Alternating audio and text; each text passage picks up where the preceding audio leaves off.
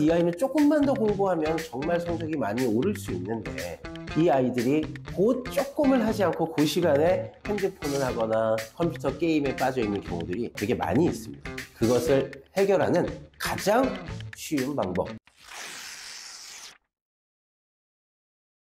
핸드폰을 손에서 놓지 않는 아이들, 컴퓨터 게임에만 빠져 있는 아이들, 이런 문제들로 인해서 어머니들이 고충을 이야기하시는 경우들이 되게 많습니다. 저 역시 어머니들의 그런 걱정, 제가 충분히 공감하고 이해하는 바입니다.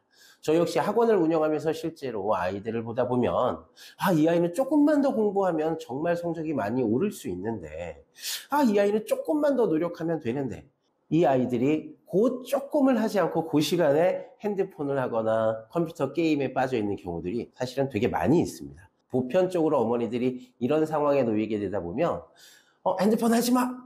컴퓨터 게임 좀 그만해! 이렇게 언성을 높이는 경우들이 되게 많습니다. 그래서 내 아이하고의 갈등의 골이 점점 깊어져 가는 경우들이 대부분입니다. 그런데 이런 감정의 골이 거기서만 끝나는 것이 아니라 바로 학습으로도 영향을 미친다는 겁니다.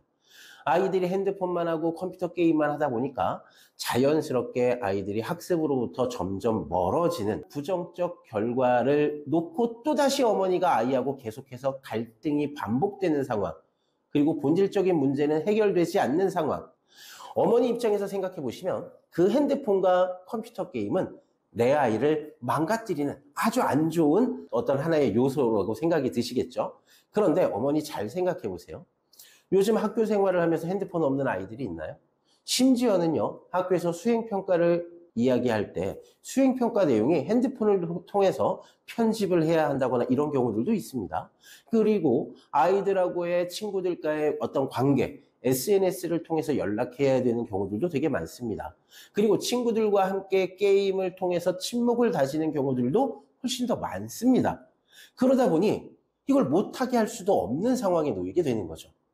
이런 부분에 있어서 단 하나의 관점의 변화, 그 관점의 변화로 지금의 이 모든 문제를 한 번에 해결할 수 있다는 겁니다. 그 핸드폰과 컴퓨터 게임에 대해서 어머니들께서 그동안에 가지셨던 부정적인 관점을 바꿔서 내 아이랑 소통을 할 수 있는 하나의 매개체로서의 촉매라고 생각하시면 이야기가 달라집니다.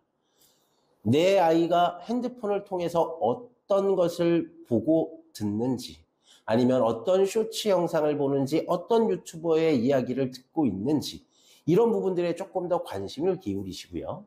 내 아이가 컴퓨터 게임을 한다면 어떤 게임을 하는지, 어떤 캐릭터를 키우고 있는지, 어떤 아이템을 가지고 있고 레벨은 어떻게 되는지, 이런 부분들을 어머니께서 함께 동참하셔서 알아보시라는 겁니다. 그러다 보면요, 자연스럽게 아이하고 공감대가 형성이 됩니다. 그 공감대를 바탕으로 아이랑 대화를 주고받을 수가 있어요.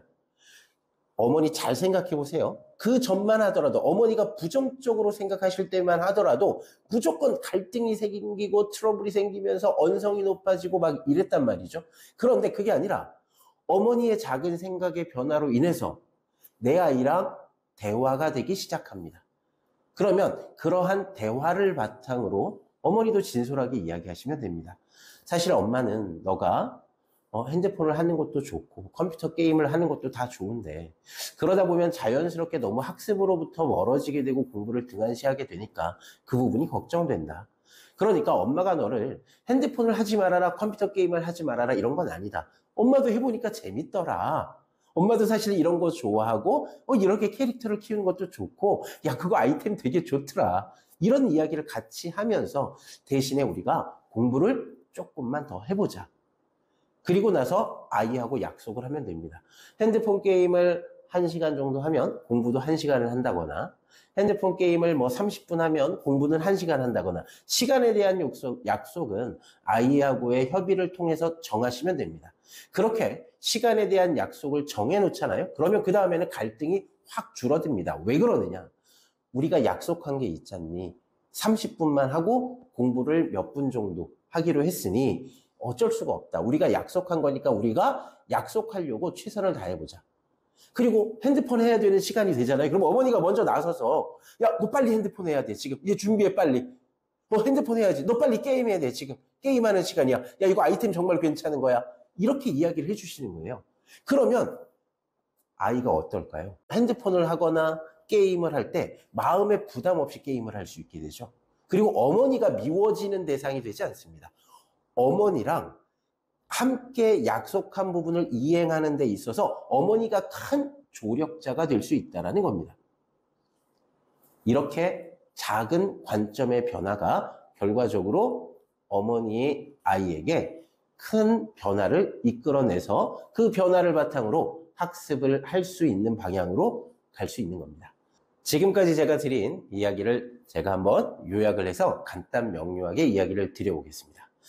내 아이가 무분별하게 핸드폰만 사용하는 문제, 내 아이가 컴퓨터 게임에만 빠져 있는 문제, 그것을 해결하는 가장 쉬운 방법, 바로 무엇이다? 어머니의 관점의 변화입니다.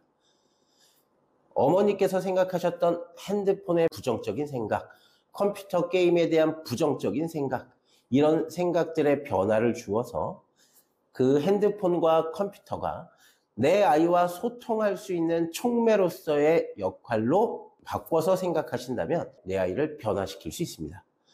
그 핸드폰과 컴퓨터 게임을 하나의 소통의 창으로 이용하셔서 어머니께서 내 아이와 소통하고 내 아이와 함께 공유하고 공감한다라면 결과적으로 내 아이가 학습할 수 있는 방향으로 유도하는 데 있어서 가장 중요한 촉매로서의 기능을 할 수 있다고 국어사부 자신 있게 이야기할 수 있습니다.